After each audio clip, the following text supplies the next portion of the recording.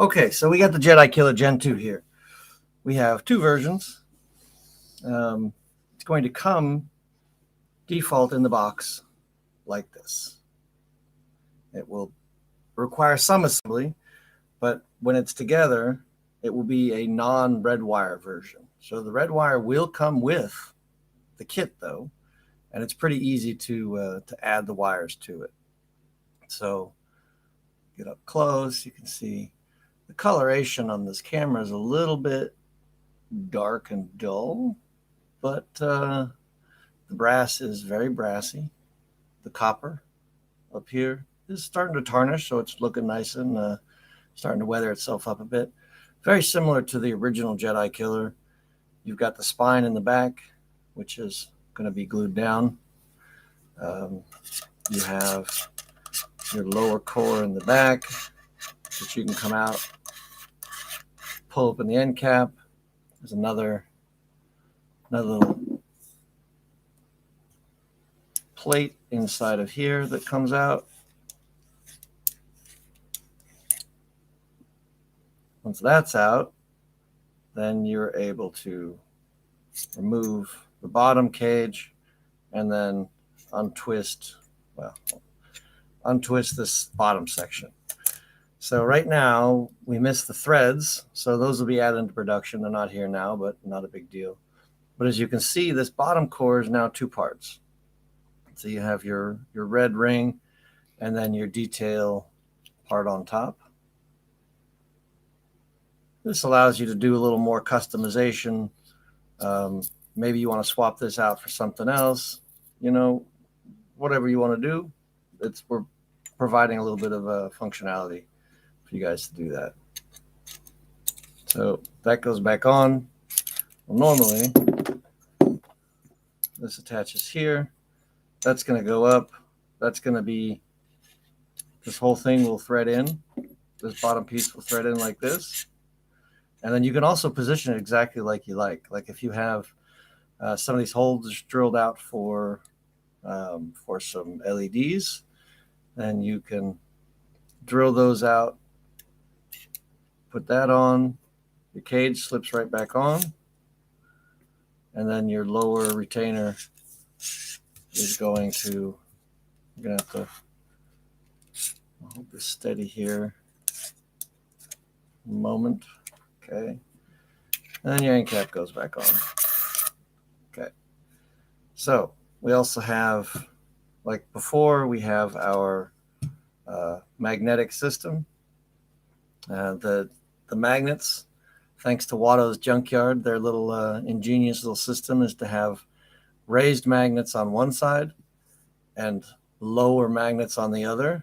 That does, it provides the protection from shearing. The magnets won't shear off. You have to pull them straight off. So there's a little bit of you won't worry about pushing it and losing it. You have to actually pull it off. Now, your button activation is here. We have a system built in where there's this piece here is being held down by this part up top. And then you can easily just unscrew this by coming in and pulling these screws out. And this big greebly comes up, and you can pull off the little switch thing. The little switch housing is underneath, and these have a little bit of a spring to them in order to be able to activate your button 1 and button 2. See up into the core again. We have a little tiny greebly here. You may recognize some of the blue wire. This little greebly here was also in the Kylo.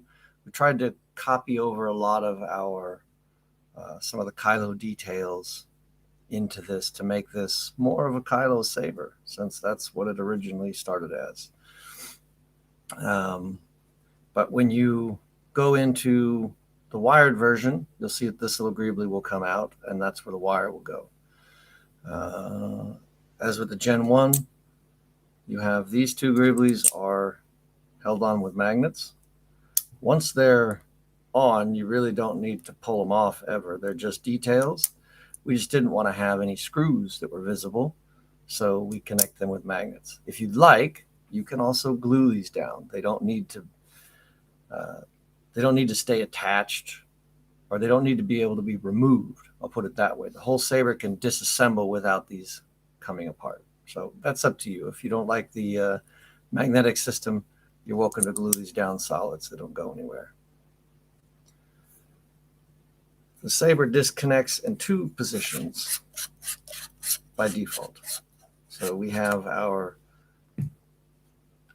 2 parts, and then we have now also our second neck. However, it is suggested that you are going to probably seal this one down because it's the same.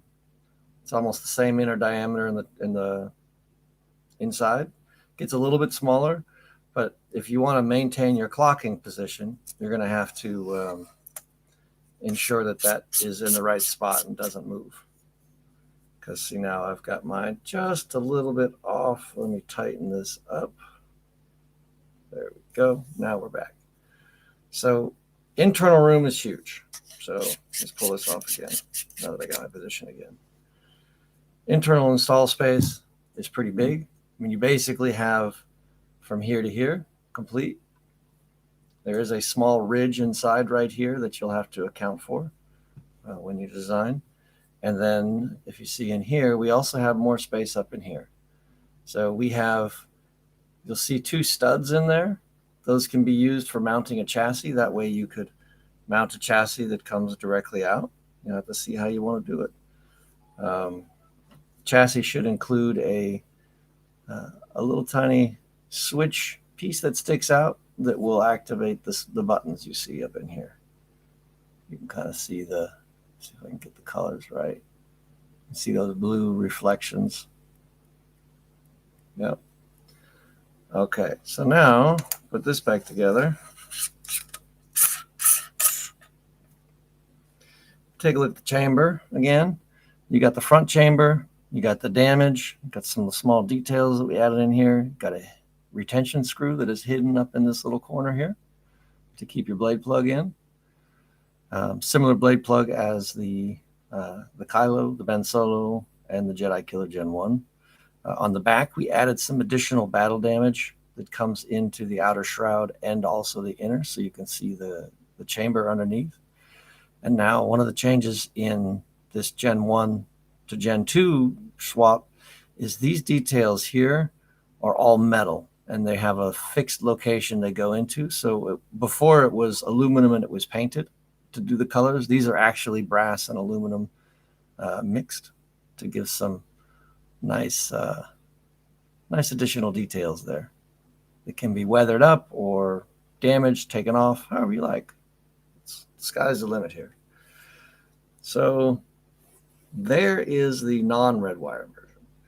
Now this one is the second prototype, exact same, except for I have taken and I have added the red wire to it. So what you do is you basically need to mark your locations. You're going to get 4 cable holders. You'll see they look like this. Oh, hard to see, but they hold the cable through. They have a small round 3mm peg. It's actually, when you drill it out, you should drill it to about 2.8, but 3 is okay. I like to do a little bit smaller so that it fits in there really tight. So when you glue it down, it'll stay nice and tight. So you're basically going to find a spot on the red thing, drill a hole in there so the wire can go into it. And then you're going to pick 4 spots along the body.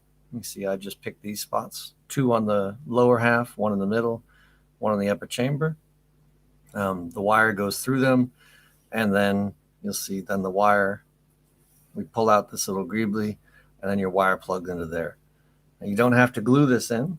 This can just be set in there. And that way, if you want to separate the saber, all you need to do is pull this out, and then you can pull your wire back out of this first one, and then your top and bottom can come apart.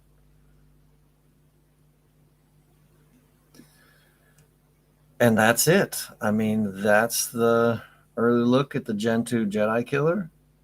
I'm really happy how this prototype came out. has a good heft to it. The metal chamber gives some additional weight and solid feel to it. So when pre-orders are open right now on the website, phoenixprops.net, go ahead and check it out. There are not many spots left. Most of them are already pre-ordered. So if you've been waiting for this video or the early looks to proceed, now is your call to action to make this happen.